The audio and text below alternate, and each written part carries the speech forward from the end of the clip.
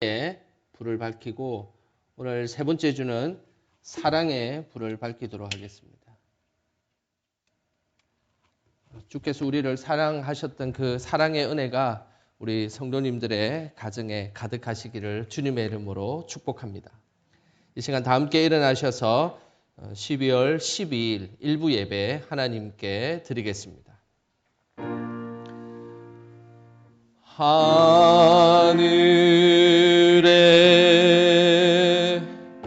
계신 아버지 이름 거룩하사 주님 나라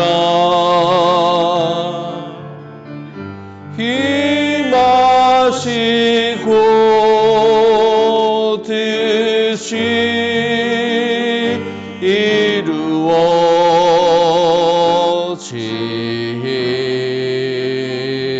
이루어지이다. 일용할 양식 주시고 우리들의 큰 죄 다 용서하옵시고 또 시험에 들게 마시고 악에서 구원하소서. 때에 주의 나라 주의 권세 주의 영광 영원히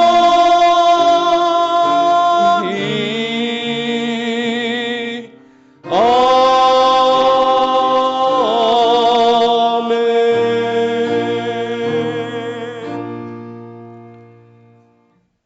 우리는 그의 약속대로 의가 있는 곳인 새 하늘과 새 땅을 바라보도다. 그러므로 사랑하는 자들아 너희가 이것을 바라보나니 주 앞에서 점도 없고 흠도 없이 평강 가운데서 나타나기를 힘쓰라. 우리를 새 하늘과 새 땅을 바라보게 하시는 하나님, 그 소망의 마음으로 영광의 성도들이 하나님께 예배드리기 위해 이곳에 모였습니다. 우리의 예배를 기쁘게 받아 주옵소서. 이 예배를 통해서 세상을 바라보는 인생이 아니라 평강 가운데 계시는 예수님만 바라보는 삶이 되게 하옵소서. 이 땅에 다시 오실 예수님을 항상 깨어 기다리는 성도들이 다 되게 하여 주시옵소서. 인류를 구원하시기 위해 이 땅에 오신 예수님의 이름으로 기도드립니다. 아멘.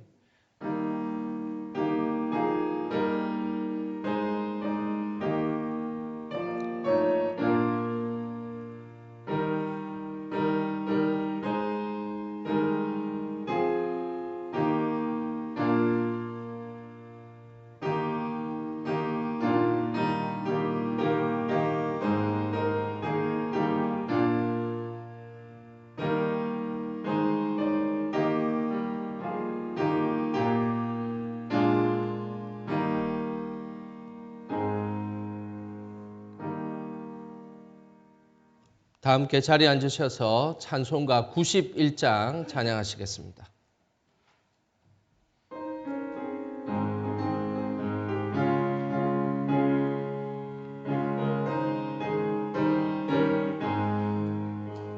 슬픈 마음 있는 사람 예수 이름 믿으며 영원토록 변함없는 기쁜 마음을 얻으리. 예수의 이름은 세상의 소망이요 예수의 이름은 천국의 기쁨일세. 거룩하신 주의 이름 너의 방패 삼으라. 환난 시험 당할 때에 주께 기도드려라. 예수의 이름은 세상의 소망이요 예수의 이름은 천국의 기쁨일세. 존귀하신 주의 이름 우리 기쁨 되도다. 주의 품에 안길 때에 기뻐 찬송 부르리. 예수의 이름은 세상의 소망이요 예수의 이름은 천국의 기쁨일세. 우리 갈 길 다 간 후에 보좌 앞에 나가 왕의 왕께 경배하며 멸류관을 드리리. 예수의 이름은 세상의 소망이요 예수의 이름은 천국의 기쁨일세. 아멘. 성시교독 시간입니다. 117번 구주강림 세 번째 말씀입니다.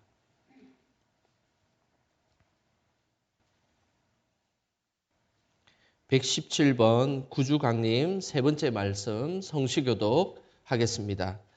광야와 메마른 땅이 기뻐하며 사망이 백합화같이 피어 즐거워하며 무성하게 피어 기쁜 노래로 즐거워하며 레바논의 영광과 갈멜과 사론의 아름다움을 얻을 것이라. 그것들이 여호와의 영광 곧 우리 하나님의 아름다움을 보리로다. 너희는 약한 손을 강하게 하며 떨리는 무릎을 굳게 하며 겁내는 자들에게 이르기를 굳세어라 두려워하지 말라. 보라 너희 하나님이 오사 보복하시며 갚아주실 것이라. 하나님이 오사 너희를 구하시리라 하라. 그때 맹인의 눈이 밝을 것이며 못 듣는 사람의 귀가 열릴 것이며 그때 저는 자는 사슴같이 뛸 것이며 말 못하는 자의 혀는 노래하리니. 이는 광야에서 물이 솟겠고 사막에서 시내가 흐를 것임이라. 뜨거운 사막이 변하여 못이 될 것이며 메마른 땅이 변하여 원천이 될 것이며 성량에 눕던 곳에 풀과 갈대와 부들이 날 것이며 거기에 대로가 있어 그 길을 거룩한 길이라 일컫는 바 되리니.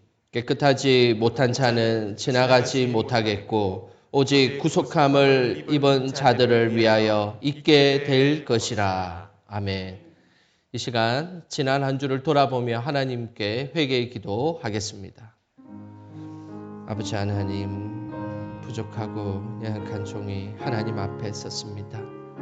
하나님의 거룩함으로 덧입혀 주시고 하나님 이 속에 하나님의 영이 가득할 수 있도록 하나님 인도하여 주시옵소서. 하나님 앞에 죄된 생각들과 하나님 앞에 거룩함으로 나가지 못했던 이 심령을 하나님 앞에 하나님 회개하오니 성령께서 거룩하고 정결한 영으로 나갈 수 있도록 주님 인도하여 주시옵소서.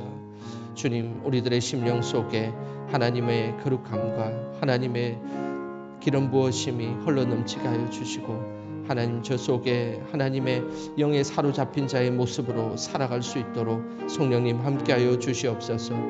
이 예배 가운데 주님 임재하여 주셔서 거룩함으로 덧입혀 주시고 아버지 하나님을 영화롭게 할 수 있는 귀한 시간들 될 수 있도록 하나님 인도하여 주시옵소서. 하나님 주님의 온전하심으로 나갈 수 있도록 주님 축복하여 주시옵소서. 우리의 신앙을 사도신경으로 고백하겠습니다. 나는 전능하신 아버지 하나님 천지의 창조주를 믿습니다. 나는 그의 유일하신 아들 우리 주 예수 그리스도를 믿습니다. 그는 성령으로 잉태되어 동정녀 마리아에게서 나시고 본디오 빌라도에게 고난을 받아 십자가에 못 박혀 죽으시고 장사된 지 사흘 만에 죽은 자 가운데서 다시 살아나셨으며 하늘에 오르시어 전능하신 아버지 하나님 우편에 앉아 계시다가 거기로부터 살아있는 자와 죽은 자를 심판하러 오십니다. 나는 성령을 믿으며 거룩한 공교회와 성도의 교제와 죄를 용서받는 것과 몸의 부활과 영생을 믿습니다. 아멘.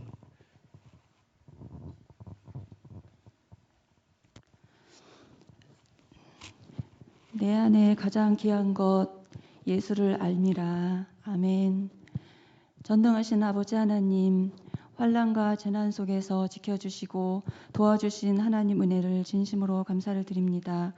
오늘도 거룩하고 복된 주일을 허락하시고 우리 사랑하는 성도들 이렇게 건강한 몸과 진정한 마음으로 주의 전에 나와 하나님 앞에 예배드릴 수 있도록 은혜를 주심을 감사를 드립니다.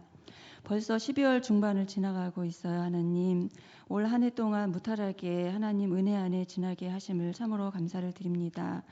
아버지 하나님, 지금 변이 바이러스가 끊일 줄 모르고 확진자가 줄어들지 않고 정말로 걱정이 크지만 아버지 하나님, 주님께서 확진자들이 어사속히 줄어들게 하시고 더욱더 주님 안에서 힘내고 믿음이 흔들리지 않고 승리하는 삶이 되도록 인도하여 주시길 간절히 바라고 원합니다. 아버지 하나님, 각기 각처에서 재난으로 인해 고통을 당하는 어려운 일들을 겪고 있는 지체들에게 주님께서 위로해 주시고 전 세계적으로 고통하는 바이러스를 능력의 하나님, 또 권능의 하나님께서 속히 걷어주시길 간절히 바라고 원하옵나이다. 아버지 하나님, 이 나라가 하나님의 뜻이 이루어지는 나라가 되도록 인도하여 주시옵소서. 나라를 이끌어가는 위정자들의 서로의 권력 다툼이 없어지게 하시고 나라와 국민들을 먼저 생각하는 정치인들이 될 수 있도록 은혜를 내려 주시옵소서. 하나님, 또 북한 땅에 성령님의 능력을 내려 주시어서 하루속히 복음화되도록 인도하시고 해외 열방에서 주를 위해서 사역하시는 선교사들의 고통까지 하나님이 잘 인도하여 주시길 간절히 바라고 원합나이다. 아버지 하나님, 이 시간에 모인 성도님들과 영상 예배를 드리는 성도님들과 이 예배를 위해서 애쓰시는 성도님들과 또 수술하시면서 노환으로 병으로 아파서 신음하시는 영광의 가족들의 기도 소리를 들어주시고 절망하거나 낙심하지 않도록 성령님 강하게 붙들어 주시길 간절히 바라고 원합니다. 모든 기도를 하나님이 들어주셔서 응답받는 일들이 많아지도록 인도하여 주시옵소서. 이 예배가 헛된 회복의 시간이 아닌 참된 회복의 시간이 될 수 있도록 인도하시고 아버지 하나님, 오늘도 변함없이 또 말씀을 들고 세워주신 우리 강 목사님과 가정에 한없는 축복을 내려주시고 성령님의 능력의 두루마리를 입혀주셔서 저희들에게 정말 영의 양식을 먹이시고 입히시는 말씀 전하실 수 있도록 인도하여 주시옵소서. 아버지 하나님, 영광교회에 또 다음 세대를 인도하시고 유치부부터 유초동부 또 중고등부 청년부 점점 숫자가 줄어들고 있습니다. 아버지 하나님, 작년부에 이르기까지 주의 말씀을 끝까지 붙잡고 살아갈 때 주님께서 항상 동행하여 주시고 이 전농 지역의 많은 학생들을 저희 교회로 보내주시길 간절히 바라고 원합니다. 아버지 하나님, 교회 학교로 이끌어가는 또 교사들도 수고가 너무나도 많이 있습니다. 크신 은혜를 내려주시고 여러 가지로 필요한 물질을 허락하여 주시며 시간적 또 어려움과 힘들어지는 다음 세대를 잘 세워나갈 수 있도록 인도하여 주시고 항상 또 간절히 기도하는 그 기도의 소원들을 들어주시길 간절히 바라고 원합나이다. 이달에 또 향존직 일꾼들을 선출할 때도 하나님 뜻 안에서 잘 이루어질 수 있고 하나님의 합한 일꾼들이 세워질 수 있도록 더없이 흐뭇하고 또 아픔이 없도록 선을 이루는 교회 될 수 있도록 인도하여 주시옵소서. 아버지 하나님, 떠나 살고 있는 주의 자녀들에게 변함없는 주의 품으로 항상 지켜주시고 좌로나우로나 치우치지 않도록 눈동자와 같이 항상 지켜주시길 바랍니다. 아버지 하나님, 담임 목사님의 안위와 또 부목사님과 여러 전사님들께도 항상 은혜 내려 주시옵소서. 끊임없이 기도하는 사역하시는 길에 기름 부어 주시옵소서. 이 시간 예배를 받아 주시오며 마치는 시간까지 홀로 영광 받으시옵소서. 감사드리오며 살아계신 우리 주 예수 그리스도 이름으로 기도합니다.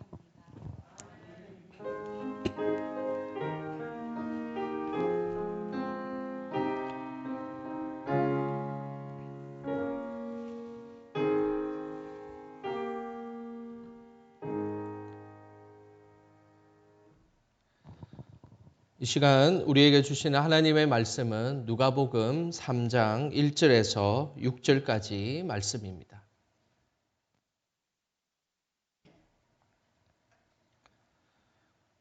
누가복음 3장 1절에서 6절까지 말씀 한 절씩 번갈아가며 말씀 읽도록 하겠습니다. 디베리오 황제가 통치한 지 15해 곧 본디오 빌라도가 유대의 총독으로 헤롯이 갈릴리의 분봉왕으로 그 동생 빌립이 이두레와 드라고니 지방의 분봉왕으로 루사니아가 아빌레네의 분봉왕으로 안나스와 가야바가 대제사장으로 있을 때 하나님의 말씀이 빈 들에서 사가랴의 아들 요한에게 임한지라. 요한이 요단강 부근 각처에 와서 죄사함을 받게 하는 회개의 세례를 전파하니 선지자 이사야의 책에 쓴 바 광야에서 외치는 자의 소리가 있어 이르되 너희는 주의 길을 준비하라 그의 오실 길을 곧게 하라. 모든 골짜기가 메워지고 모든 산과 작은 산이 낮아지고 굽은 것이 곧아지고 험한 길이 평탄하여질 것이요 모든 육체가 하나님의 구원하심을 보리라 함과 같으니라. 아멘. 오늘도 이 아침에 믿음의 자리로 나오시고 그리고 예배 자리에 나오신 우리 성도님들 주님의 이름으로 축복합니다. 하나님의 사랑이 우리 성도님들의 가정과 그리고 일터와 그리고 모든 삶의 자리 위에 함께 하시기를 축복합니다. 우리나라의 고유의 말 중에서 참으로 잘 지었다 생각되는 그런 말들이 아주 많이 있습니다. 그 중에서 마중물이다라는 말이 있습니다. 이 마중물이라는 말은 마중 나가는 물이다라는 의미입니다. 펌프에서 물이 잘 나오지 않을 때 물을 끌어올리기 위해서 위에서 이렇게 부어주는 그 물을 마중물이라 합니다.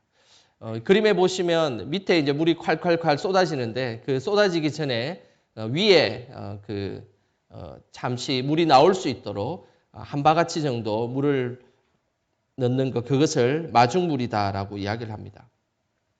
저도 사실은 어린 시절에 이 펌프를 보았고 이후에는 잘 보지 못했는데 아마 대부분 그 수돗물이 대중화되고 그리고 전기 펌프가 나오기 시작하면서 이 손으로 하는 이 펌프는 사실상 요즘에 잘 사용하지 않고 있습니다. 마중물은 더 큰 물을 끌어올리기 위해서 사용하는 아주 작은 물입니다. 뒤에 올 사람이 크고 중요한 역할을 해낼 수 있도록 미리 예비하고 그리고 희생하고 봉사하는 삶, 이런 삶을 우리는 빗대어서 마중물과 같은 삶이다라고 이야기합니다. 내가 주인공이 되어야 하고 내가 먼저 앞서 나가야 하는 이 성공의 시대에 어쩌면 어울리지 않는 모습입니다. 하지만 하나님은 우리가 마중물과 같은 사람으로 살기를 기대하고 계신다는 사실입니다. 우리의 삶의 주인공이 누구이시겠습니까? 그분은 바로 예수 그리스도이십니다. 우리 삶에 예수님께서 주인공이 되시기 때문에 그 예수님을 드러내는 모습, 이것이 우리 성도들의 마땅한 모습일 것입니다. 저는 바라기에 항상 예수님의 마중물이 되어서 예수님을 우리 삶에 드러내는 저와 여러분 되시길 주님의 이름으로 소망합니다. 오늘 본문에는 예수님의 마중물의 역할을 한 사람이 나옵니다. 그 사람이 바로 2절에 나오는데 우리 2절 말씀 다 같이 함께 읽어 보겠습니다. 안나스와 가야바가 대제사장으로 있을 때에 하나님의 말씀이 빈들에서 사가랴의 아들 요한에게 임한지라. 예수님의 마중물 역할을 한 사람은 바로 세례 요한입니다. 하나님은 세례 요한을 오실 예수님을 위해서 예수님의 길을 예비한 자로 삼아 주셨습니다. 하나님 때가 왔고 하나님은 사람을 준비시키셨습니다. 예수님의 길을 예비할 세례 요한에게 하나님의 말씀이 임했습니다. 하나님의 강한 임재가 세례 요한을 사로잡았습니다. 하나님의 말씀이 세례 요한에게 임한 것은 바로 하나님의 그 예언을 성취하기 위함이었습니다. 세례 요한이 자신이 스스로가 예수님을 예비했다라고 성경은 말하지 않습니다. 하나님의 말씀이 세례 요한을 사로잡았고 그리고 이전부터 세례 요한이 하나님을 위해서, 예수님을 위해서 준비된 자로 삼았다라는 것이 성경의 말씀입니다. 구약을 모르는 상태에서 갑작스럽게 세례 요한이 하나님의 말씀이 임한 것처럼 보이지만 구약에는 곳곳에 하나님을 예배한 자의 모습이 말씀으로 등장하고 있습니다. 놀라운 이 사건은 구약에 구체적으로 2번이나 정확하게 예언되어 있습니다.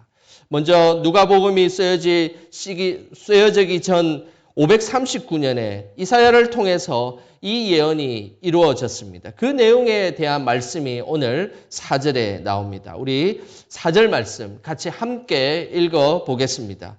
선지자 이사야의 책에 쓴 바 광야에서 외치는 자의 소리가 있어 이르되 너희는 주의 길을 준비하라. 그의 오실 길을 곧게 하라.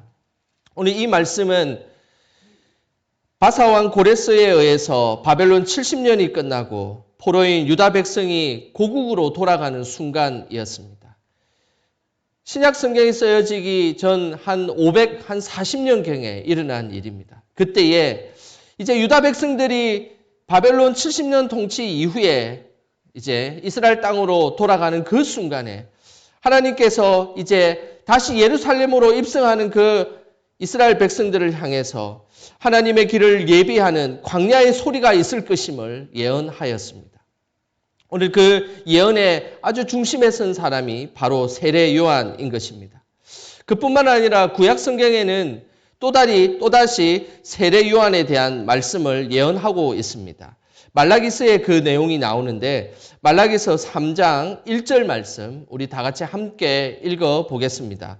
만군의 여호와가 이르노라 보라 내가 내 사자를 보내리니 그가 내 앞에서 길을 준비할 것이요 또 너희가 구하는 바 주가 갑자기 그의 성전에서 임하시리니 곧 너희가 사모하는 바 언약의 사자가 임하실 것이라. 오늘 이 말씀을 좀 보여주시길 바랍니다. 오늘 이 말씀에 보면 사자라는 곳이 2곳에 등장합니다. 전반부에 보면 만군의 여호와가 이르노라 보라 내 사자를 보내리니 그가 내 앞에서 길을 준비할 것이요. 오늘 이 내 길을 준비할 이 내 사자는 바로 세례 요한을 의미합니다. 그리고 말라기서 3장 1절의 끝부분에 보면 언약의 사자가 임하실 것이다 라는 이것은 예수 그리스도를 의미하는 것입니다. 이것은 뭘 의미하겠습니까? 바로 예수님의 언약의 사자인 예수님의 길을 예배하기 위해서 그 앞에 세례 요한인 사자가 등장할 것이다. 주의 길을 예배할 것이다 라고 분명하게 말씀하고 있는 것입니다. 신약이 쓰여지고 말라기스가 이제 끝이 나는 그 중간의 간극, 신약과 구약의 그 중간은 신구약의 중간기로서 400년이라는 긴 세월이 흐릅니다. 그러니 세례 요한이 예수님의 길을 준비하기 위한 그 시간은 벌써 400년 전에 예언되었다라고 말씀드릴 수가 있습니다. 세례 요한은 400년 전에 분명하게 예언되었습니다. 예수님의 길을 준비할 자라는 것입니다. 구약에는 예수님이 오신다는 이 예언과 함께 예수님의 오심을 예배할 사람이 분명히 올 것을 예언하고 있습니다. 믿음의 사람들에게 필요한 것이 있습니다. 그것은 바로 예수님의 길을 예비하는 인생이 하나님 앞에 복된 인생이다라는 것입니다. 우리는 우리의 삶을 드러내려고 하는 경우들이 많습니다. 그리고 우리가 이 땅의 주인공이 되고 싶어하는 마음, 대부분 사람들의 마음입니다. 그리고 어느 곳에 있든지 나의 존재감을 드러내고 싶은 것이 우리들의 모습이지 않습니까? 그런데 진정으로 하나님께서 원하시는 믿음의 삶은 예수님이 항상 앞서 나가게 하고 우리는 그 길을 예비하고 준비하고 예수님만이 우리의 삶에 높아지게 하는 삶, 그것이 믿음의 삶의 본질임을 우리에게 말씀하고 있는 것입니다. 우리의 삶을 통해서 예수님을 드러내고 예수님을 나타내며 살아가는 것, 이것이 하나님께 영광 돌리는 삶입니다. 끊임없이 우리가 하나님께 영광을 돌린다고 하면서 우리가 자꾸만 드러나려고 할 때 그것은 하나님께 영광 돌리는 삶이 아니라는 것입니다. 세례 요한은 예수님보다 6개월 먼저 태어나서 예수님의 사역의 기초가 되었고 그리고 예수님이 온전히 믿음의 경주를 이어갈 수 있도록 예비한 자, 그 자가 바로 세례 요한인 것입니다. 주의 길을 예비한 자를 요즘 스포츠 용어로 표현하면 페이스메이커다라는 표현을 할 수 있습니다. 페이스라는 말은 우리가 달려갈 때 갖는 느낌이지 않습니까? 그리고 그것을 만드는 사람. 페이스메이커라는 것은 육상이나 수영 등에서 다른 선수들의 속도를 조율하는 사람을 페이스메이커라고 이야기합니다. 그러니 페이스메이커는 본인의 목표는 챔피언이 되고 1등이 되는 것이 목표가 아닙니다. 페이스메이커는 1등이 될 수 있도록 자기가 먼저 앞서가서 뭔가 경기를 조율함을 통해서 나중에 자신을 빠지고 그리고 1등인 챔피언이 1등 되게 만드는 이것을 페이스메이커다라고 사용합니다. 페이스메이커는 경기 초반에 본인이 먼저 치고 나가게 되어 있습니다. 그러면 자기가 먼저 앞에 치고 나가면 그 뒤에 따랐던 그것을 모르는 사람들이 그 선수를 이기기 위해서 막 이렇게 달려가게 됩니다. 그러면 자신이 원하는 페이스가 떨어지게 되고 나중에는 뒤에서 그것을 보고 있던 챔피언이 나중에 뒤에서 1등을 하게 되는 그것이 페이스메이커의 모습입니다. 오로지 챔피언이 더 좋은 기록으로 1등을 하도록 도와주는 역할, 이것이 바로 페이스메이커의 역할인 것입니다. 우리나라 마라톤 최고의 기록을 보유한 사람은 이봉주 선수입니다. 이 이봉주 선수가 기록한 2시간 7분 20초, 이거는 지금 20년째 이 기록을 깨는 사람이 아무도 없습니다. 1996년 애틀란타 올림픽 은메달을 딸 그 당시에 1위 선수와 3초 차이로 은메달을 땄습니다. 그런데 올해 이 이봉주 선수는 나이가 51세가 되었습니다. 그런데 갑작스럽게 등과 목이 굽어지는 원인 모를 병에 걸리게 되었습니다. 그래서 지난달 11월 28일 이봉주 선수의 쾌유를 기원하기 위해 마라톤 대회가 열렸습니다. 이때에 참가자들이 195명의 팬들이 이봉주 선수의 페이스메이커를 자처하며 이 대회에 참여하였습니다. 왜 195명이냐면 마라톤의 그 총 길이가 42.195km입니다. 그래서 그 195km를 기념하기 위해서 195명의 선수가 이봉주 선수와 함께 달리게 되었습니다. 195명의 페이스메이커들은 힘들게 뛰다 걷다를 반복하는 이봉주 선수가 포기하지 않도록 옆에서 지지하며 함께 뛰었습니다. 그리고 맨 마지막에 이봉주 선수만이 결선에 도착할 수 있도록 기다려 주었던 것입니다.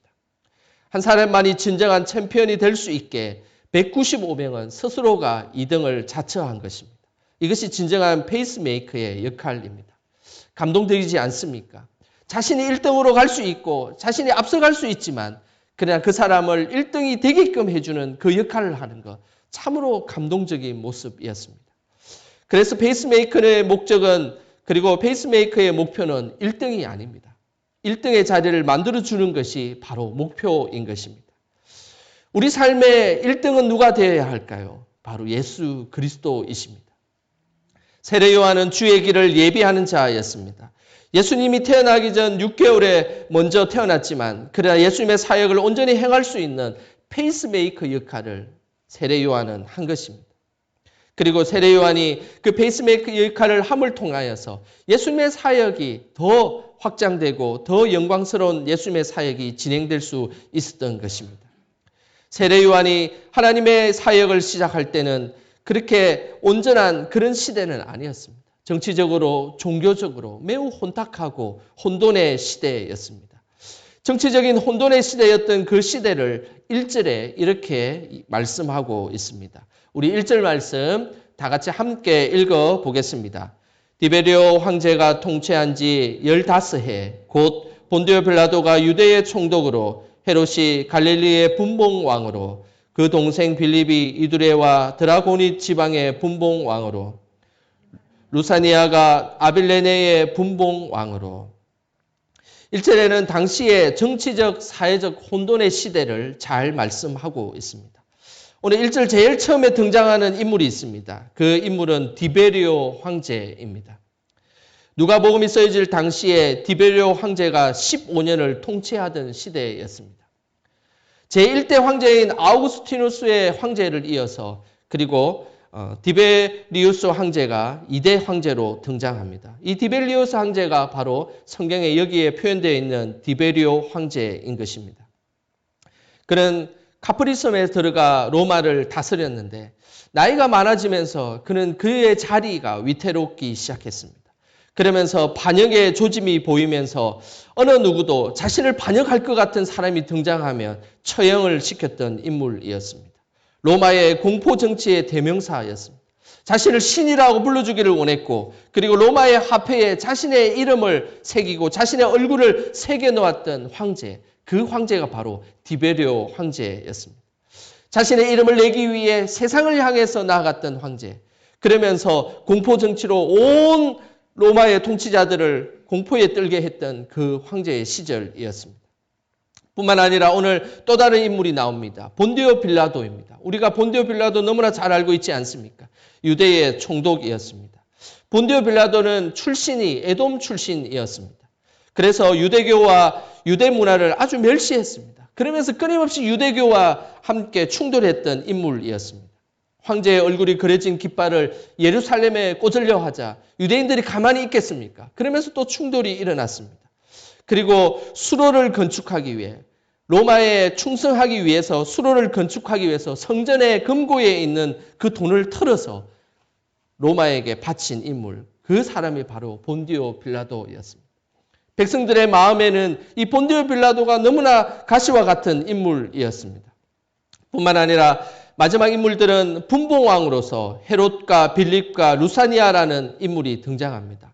분봉왕이라는 것은 그 당시의 땅에 유대 땅을 4분의 1로 나눠서 각 4분의 1에 해당되는 그 지역을 통치했던 사람들, 그 사람을 분봉왕이다라고 표현합니다. 오늘 누가복음에는 헤롯과 빌립과 루사니아라는 분봉왕이 등장하는데 특별히 이 헤롯은 헤롯 안티파스입니다. 이 헤롯 안티파스는 자신이 욕망을 가진 것이 있었습니다. 자신은 4분의 1만큼의 땅을 통치하는 왕보다 전체를 다스리는 왕이 되고 싶었던 것입니다. 그래서 당시 갈릴리 호수를 디베라 호수, 무엇이냐면 이 디베리우스의 황제의 이름을 따서 디베라 호수로 바꾸었습니다. 이건 뭘 의미하겠습니까? 갈릴리 지역보다 황제에게 이 갈릴리 지역을 바치기를 원하는 마음이 그곳에 숨겨져 있었습니다. 그래서 성경에는 갈릴리 호수를 디베랴 호수라고 반복해서 이야기하기도 합니다. 뿐만 아니라 15만 명밖에 되지 않는 이 갈릴리 사람들을 억압하고 강제 노동을 시키고 세금을 걷는 명목으로 재산을 빼앗았던 인물이 바로 이 헤롯 안티파스였습니다. 세례 요한이 등장하는 그 시대는 정치적으로나 그리고 사회적으로나 너무나 혼돈되는 시대였습니다. 자신의 이름을 드러내려고 하고 자신의 욕망을 드러내려고 하고 그것을 통해서 자신이 온전히 자신의 기반을 다지려고 했던 사람들이 온통 난립하는 그 시대, 그 시대가 바로 세례 요한이 있었던 시대였습니다. 진리보다는 권력과 무력이 앞섰던 시대였습니다. 종교적으로는 어떠했을까요?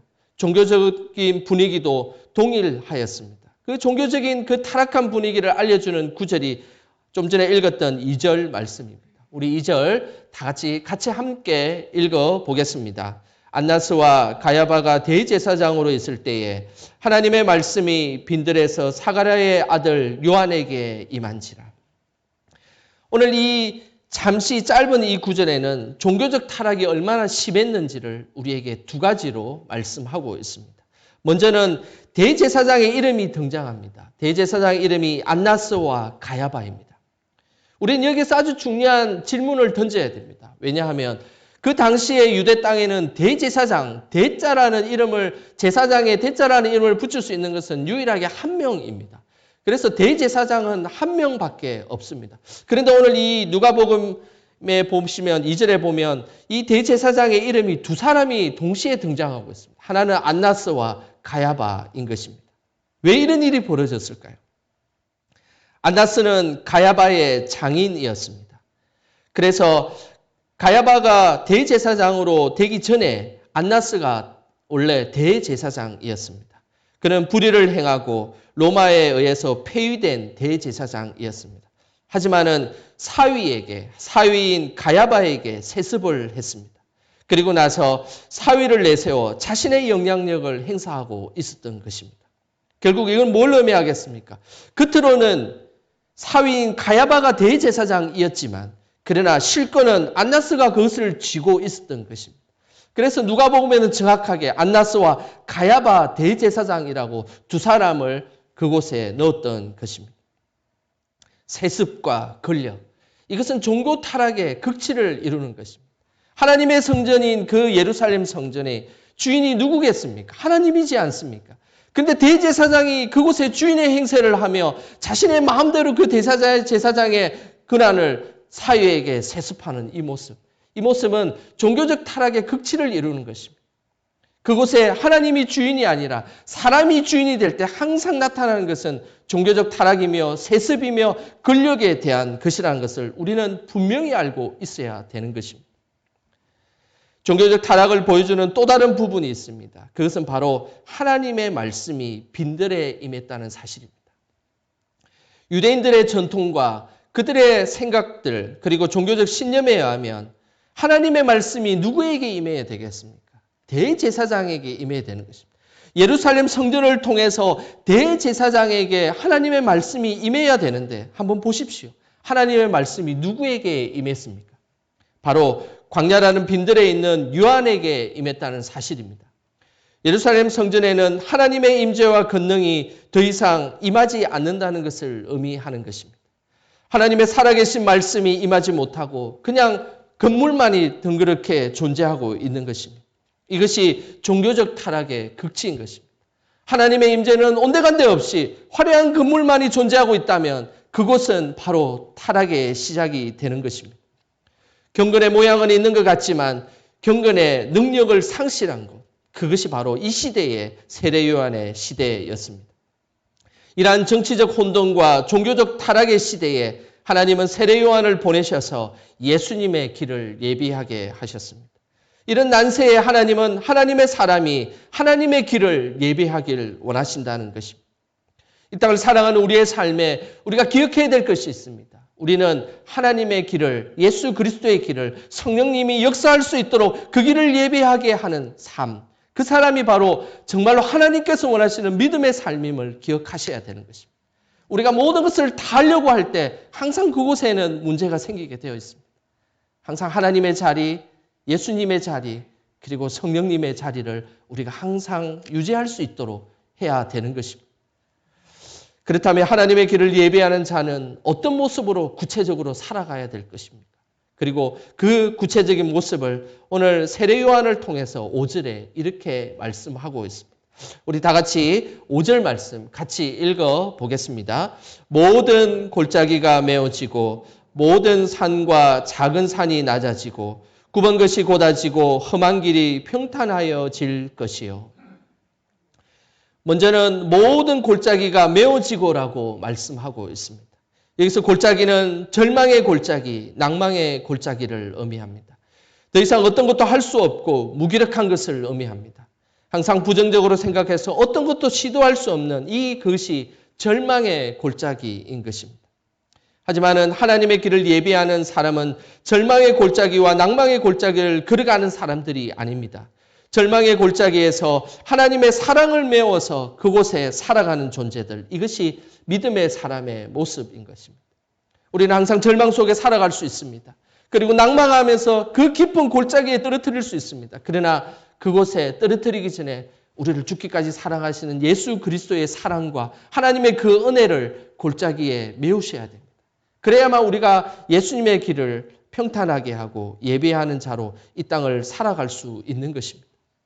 또한 주의 길을 예배하는 자가 되기 위해서 오늘 이렇게 말씀하고 있습니다. 모든 산과 작은 산이 낮아지고, 길을 가는 중에 모든 산과 작은 산은 항상 그 길에 걸림돌이 되어지게 되어 있습니다. 이것은 무엇을 상징하냐면 모든 산과 작은 산은 교만을 의미합니다. 우리가 주의 길을 예배하는데 막힘이 되는 것은 바로 우리 삶의 교만의 마음입니다. 교만의 근원은 우리가 하나님보다 더 높아지려는 그 마음의 본성입니다.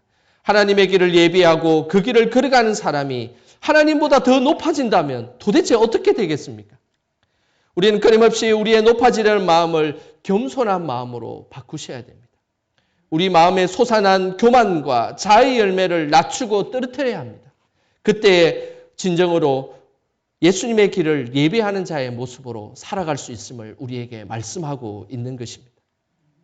주의 길을 예배하는 자가 되기 위해서 오늘 또 다른 말씀이 있습니다. 그것은 9번 것이 고다지고라는 말씀입니다. 9번 것은 거짓과 위선을 의미합니다. 9번 마음은 진리를 왜곡시키는 마음이 됩니다. 바른 말을 들어도 그 진리를 왜곡시키고 삐딱하게 반응함으로써 될 일도 안 되게 만드는 것. 이것이 굽어진 마음의 모습입니다. 우리 안에 상처가 가득하고 우리 안에 진리와 그리고 하나님께서 원하시는 마음이 사라지게 되면 끊임없이 우리 속에는 왜곡된 그런 안 좋은 부정적인 것들이 우리 속에 나오게 되어 있습니다. 그러면서 우리의 마음이 꼬여서 올바르게 갈 수 있는 길도 자꾸만 다르게 가려고 만들고 그리고 하나님 앞에 진리를 왜곡시키는 우리의 삶이 된다는 것입니다. 하나님이 원하시는 마음은 바로 정직과 진실의 마음입니다. 왜곡되고 굽어있는 마음이 아니라 정직과 진실의 마음으로 굳게 살기를 하나님은 오늘도 기대하신다는 것입니다. 굽어있는 마음을 성령의 능력으로 펴서 올곧은 길로 만드는 것이 필요합니다. 그때에 진정으로 하나님께서 우리의 심령 속에 역사할 수 있는 것입니다. 마지막으로 주의 길을 예배하는 자가 되기 위해서는 험한 길이 평탄하여질 것이요 라고 말씀하고 있습니다. 이 험한 길은 바로 돌이 많은 길을 의미합니다. 성경에서 돌은 우리의 상처난 마음을 의미합니다. 상처난 마음을 인하여서 누군가가 가까이 다가올 수 없게 만듭니다. 또한 그 상처로 인해서 다른 사람의 마음을 다치게 하는 것입니다. 하나님의 길을 예비한 자는 그 상처를 회복하여서 온유한 마음과 화평의 마음을 보여야 하는 것입니다. 하나님이 원하시는 사람은 트러블 메이커가 아니라 바로 피스 메이커가 되어야 하는 것입니다. 트러블 메이커는 뭘 의미하겠습니까? 자신의 마음의 상처로 인해서 공동체의 갈등과 회피를 조장하는 사람, 계속 트러블을 유발시키는 사람입니다. 그 사람이 그 공동체에 들어오면 자꾸만 트러블이 생기고 갈등이 생기고 그리고 회피하게 되는 것입니다. 서로를 다투고 마음에 들지 않으면 회피하고 방관하게 됩니다. 이 모습이 트러블 메이커의 모습입니다. 돌이 많은 험한 길인 것이죠. 하지만 하나님이 원하시는 주의 길을 예배하는 사람은 트러블 메이커가 아니라 피스 메이커, 평화를 만들어내는 피스 메이커가 되어야 된다고 말씀하고 있습니다. 이 사람은 피스 메이커의 특징은 갈등이 봉합되고 다툼이 그치게 되는 것입니다. 우리가 기억해야 될 것은 이 땅에 우리가 주의 길을 예배하는 자로 살아가야 됨을 분명하게 기억하시길 바랍니다. 그 모습이 하나님이 원하시는 모습이며 하나님께 영광 돌리는 모습입니다. 주의 길을 예배하지 아니하고 나의 길을 만들려고 하는 사람은 하나님의 사람일 수 없습니다. 나의 흔적과 나의 모습을 만들어서 어쨌든 나의 영향력을 보이려고 싶어 하는 사람, 그 사람은 하나님께서 원하시는 믿음의 사람의 모습이 아닌 것입니다. 우리가 애쓰고 노력하는 그 순간에 하나님께서 그 일들을 행하실 수 있도록 우리가 하나님 앞에 온전히 예비된 자로 그리고 하나님 앞에 준비된 자로 살아가는 것, 이것이 하나님께서 원하시는 믿음의 사람의 모습인 것입니다. 주의 길을 예비했던 세례 요한에 대해서 예수님은 아주 큰 칭찬을 하셨습니다. 누가복음 7장 28절 전반부를 우리 화면을 보시면서 함께 읽어보겠습니다. 내가 너희에게 말하노니 여자가 낳은 자 중에 요한보다 큰 자가 없도다. 예수님은 하나님의 길을 예비한 자에 대해서 이 땅에서 가장 큰 칭찬을 하셨습니다. 그 칭찬은 바로 여자가 낳은 자 중에 이보다 큰 자가 없다라고 칭찬하셨다는 사실입니다. 참으로 역설적인 말씀입니다. 우리가 더없이 낮아지고 하나님을 높일 때 하나님은 우리를 최고로 높여주시겠다라고 말씀하고 계신 것입니다. 하지만 우리가 큰 자가 되려고 하고 우리의 길만을 예배하려고 할 때는 하나님은 그 자를 작은 자로 낮아지게 하신다는 사실을 우리는 기억해야 되는 것입니다. 이 대림절에 우리는 다시금 우리의 모습을 돌아보아야 합니다. 내가 지금 가려고 하는 길이 나만을 위한 길이 아닌지, 그리고 스스로 큰 자가 되려고 하는 건 아닌지 우리 자신을 돌아보아야 하는 것입니다. 모두가 주의 길을 예배하는 자로 살아가기를 소망합니다. 그때에 우리의 인생을 두고 너는 여자가 낳은 중에 가장 큰 자다라고 예수님께서 우리를 세워주시고 칭찬해 주시는 그 은혜가 우리 성도님들의 삶의 자리 곳곳에 임하시길 주님의 이름으로 축원합니다. 기도하겠습니다. 하나님 아버지, 연약하고 부족한 저희들을 위해 구원의 하나님으로 찾아오셔서 감사드립니다. 주의 길을 예비할 수 있도록 저희들의 연약한 부분을 제거하여 주시고 사랑과 정직과 진실한 마음이 우리 심령 속에 가득하게 하옵소서. 매 순간 나 중심의 삶으로 나아가려는 어리석음을 용서하여 주시고 주의 길을 예비함으로 하나님께 영광 돌리는 삶이 되게 하옵소서. 오늘도 우리에게 참된 길과 진리로 인도하여 주시는 예수님의 이름으로 기도드립니다. 아멘. 이 시간 주신 말씀 생각하시면서 찬송가 179장 찬양하시겠습니다.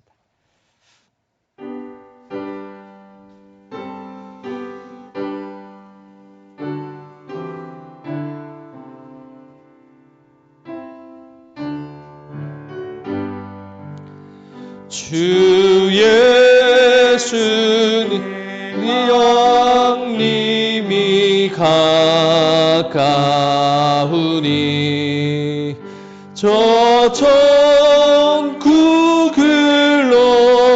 들자 회개하라.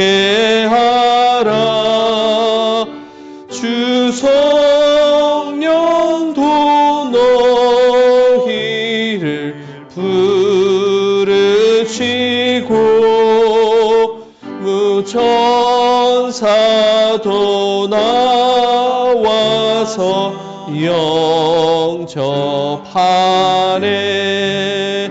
주 예수님 너희를 찾으시니 외으심을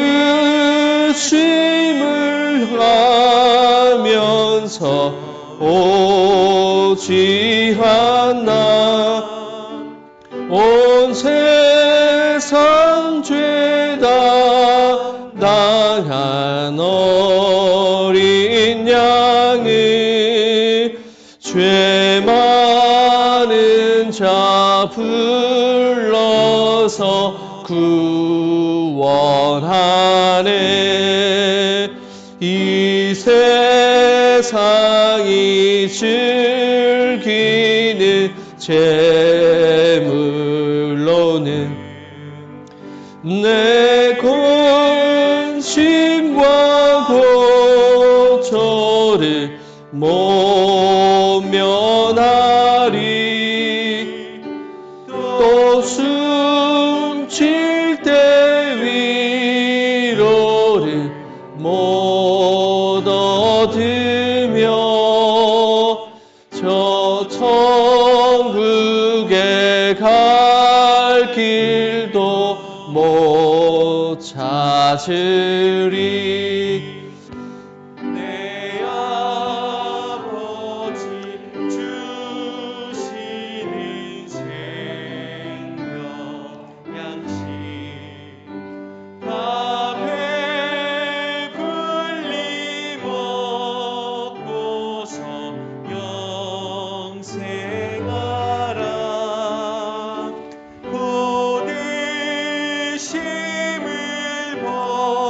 버리고 주께 오면 한없는 자비를 힘입으리. 우리의 삶을 주관하시는 하나님, 그 소망과 돌보심에 감사하는 마음으로 영광의 성도들이 예물을 올려드립니다. 이 예물을 기쁘게 받아 주옵소서. 이 예물을 드린 손길마다 축복하셔서 우리 가정의 귀한 보배와 기름이 차고 넘치게 하시고 부족하고 연약한 부분들을 주의 은혜로 채워 주시옵소서. 저희들의 삶 속에서 자족할 수 있는 지혜를 허락하여 주시고 내게 능력 주시는 자 안에서 모든 것을 할 수 있음을 믿음으로 고백하게 하옵소서. 코로나로 연일 걱정 가운데 있습니다. 우리들의 삶의 기반을 붙들어 주시고 흔들림 없는 믿음으로 이 어려운 시기를 잘 이겨나갈 수 있게 하옵소서. 황존직 선거를 앞두고 있습니다. 사탄막이 틈타지 못하게 하시고 하나님 마음에 합한 자를 주님께서 세워 주시옵소서. 영광의 다음 세대들을 인도하여 주셔서 지혜와 명철을 주시고 믿음이 세대마다 잘 이어지게 하시며 수능 결과로 인해서 좌절하거나 낙심하지 않도록 이들의 심령을 붙잡아 주옵소서. 추운 겨울 환우들을 눈동자같이 지켜주시고 치료의 강선이 늘 아픈 부위에 임하셔서 하나님 성령의 은혜와 그리고 심령의 육체의 회복을 통해 하나님 앞에 영광 돌릴 수 있도록 주님 인도하여 주시옵소서. 전 세계 선교사님들을 눈동자같이 지켜주시고 저 북녘 땅에도 항상 생명의 샘이 넘치게 하옵소서. 은혜의 보좌 앞으로 담대히 나아가게 하시는 예수님의 이름으로 기도드립니다. 아멘. 이 시간 성도의 교제 시간입니다. 우리 이 시간 옆 사람에게 인사하는 시간 갖도록 하겠습니다.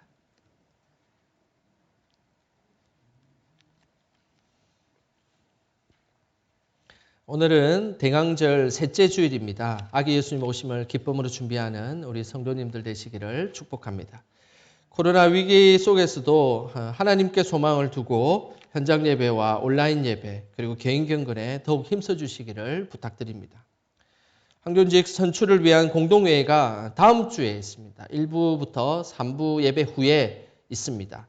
그래서 기억하시고 잘 참여해 주시고 또 2차 투표는 12월 25일 성탄 축하 예배 때 후에 있고 그리고 3차 투표는 12월 26일 또 1부부터 3부 후에 있습니다. 기억해 주시고 기도해 주시기를 부탁드리겠습니다. 2022년 수입지출 예산 심의 재직회는 방역상 부득이하게 3부 예배 시간에 보고 후에 유인물로 그 심의에 가름하게 되었습니다. 그래서 2022년 예산서는 나가실 때 한 부씩 가져가시기를 바랍니다. 2021년 결산은 10억 9,500만 원으로 우리가 예산을 세운 것보다 4.3%가 더 초과되어서 예산이 들어왔습니다. 어려운 가운데 우리 또 하나님께 예물을 드린 우리 성도님께 감사를 드립니다. 2022년 예산은 11억 3천만 원으로 조금 더 상향해서 올렸습니다. 또 2022년도에도 주의 은혜 가운데 또 우리 교회 예산이 넉넉하게 하나님 앞에 진행될 수 있도록 기도해 주시고 여러 가지 또 내년에는 조금 바뀌는 것들이 있습니다. 그 중에 하나가 경조 관련된 그 비용들이 지금은 이제 기본적으로 뭐 10만 원 이렇게 했는데 내년에는 10만 원을 더 보태서 20만 원 또 20만 원인 경우는 30만 원 이렇게 경조 관련된 비용을 이제 내년에는 10만 원 정도 더 높여서 예산을 또 집행하려고 합니다. 그 외에도 또 뭐 다양한 것들이 있는데 그것은 유인물을 참고해 주시기를 부탁드리겠습니다.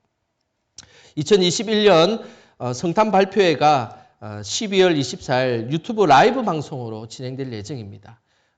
코로나 때문에 현장에 다 모여가지고 하면 참 좋을 텐데 그게 아마 24일 저녁쯤 되면 쉽지 않을 것으로 저희들이 판단돼서 조금 더 재빠르게 라이브 방송으로 진행하려고 합니다. 이것은 이제 유튜브로 이렇게 송출을 해서 댁에서 보실 수 있도록 그렇게 진행할 예정이니까 참고해 주시고 또 우리 홈페이지를 들어오셔도 보실 수 있습니다. 그래서 많은 참여해 주시고 많은 시청 부탁드리겠습니다. 12월 24일 7시 30분에 진행될 예정입니다.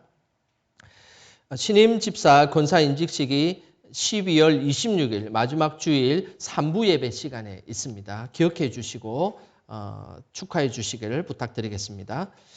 오늘 모임이 있습니다. 다음 세대위원회 모임 12시 20분에 본당에 있고 안수 집사의 총회가 12시 20분에 중등부실에 있고 제6 남성교회 총회가 3부 예배 후 4층 식당에 있고 6.2 여전도의 모임이 3부 예배 후 본당 3층에 있습니다.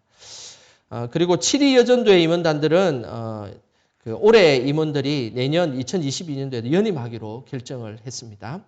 남녀선교회 총회 결과를 사무실에 알려주시길 바랍니다. 지금 이제 총회가 계속 진행되는데 어떻게 이렇게 임원단들이 구성됐는지 사무실에 꼭 알려주시기를 부탁드립니다.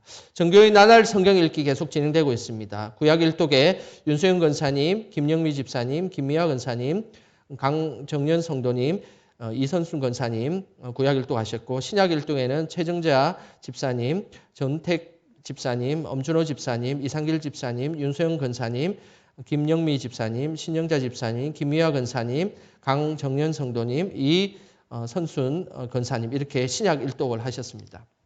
우리 일독하신 분들은 선물을 교회에서 제공합니다. 그래서 선물을 받아가시고 선물은 이제 한번 첫 일독하신 그에 한해서만 드립니다. 우리 계속해서 이제 반복적으로 하신 분들은 하나님께서 귀한 선물을 주실 것입니다. 그렇게 기억하시길 바랍니다. 금주 모임은 평소처럼 수요 예배, 새벽 기도, 금요 기도회가 진행됩니다. 교우 동정입니다. 우리 강명영 전도사님께서 장로회 신학대학교 신학대학원에 합격을 하셨습니다. 축하드립니다. 저는 이번 한 주 휴가를 잠시 갔다 오도록 하겠습니다. 이번 주에 슬픈 소식이 있습니다. 최미화 집사님 모친께서 별세하셔서 어제까지 장례가 잘 마쳤습니다. 그래서 교회에서 집례를 하였고요. 그리고 장례가 잘 마쳤습니다. 우리 다음 주에 오시기로 했는데 오시면 위로해 주시기를 부탁드리겠습니다. 다 함께 일어나셔서 주님 다시 오실 때까지 찬양하고 예배를 마치도록 하겠습니다.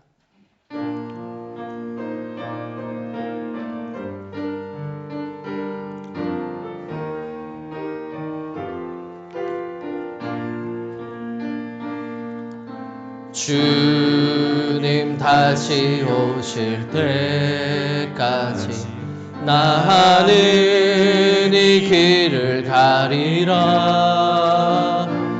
좁은 문 좁은 길 나의 십자가 지고 나의 가는 이 길 끝에서 나는 주님을 보리라. 영광의 내 주님 나를 맞아주시리. 주님 다시 오실 때까지 나는 일어나 달려가리라. 주의 영광 온 땅 덮을 때 나는 일어나 노래하리. 내 사모하는 주님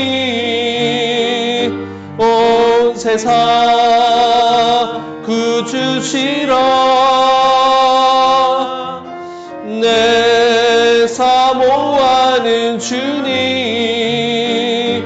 영광의 왕이시라. 이 땅을 살아갈 때에 예수님을 위해서 골짜기는 메우고 높아진 곳은 낮추고 굽어있는 마음은 곧게 하고 돌짝 같은 심령은 부드럽게 살아가십시다. 이제는 우리 주 예수 그리스도의 은혜와 아버지 하나님의 사랑하심과 성령의 감화감동 위로하심이 일평생 나의 길이 아니라 주의 길을 예배하는 자로 살아갈 것을 결단하는 영광의 모든 성도들의 머리 위에와 삶의 터전 위에와 이 나라의 민족과 세계 열방 가운데 이제로부터 영원히 함께 하시길 간절히 축원하옵나이다. 아멘.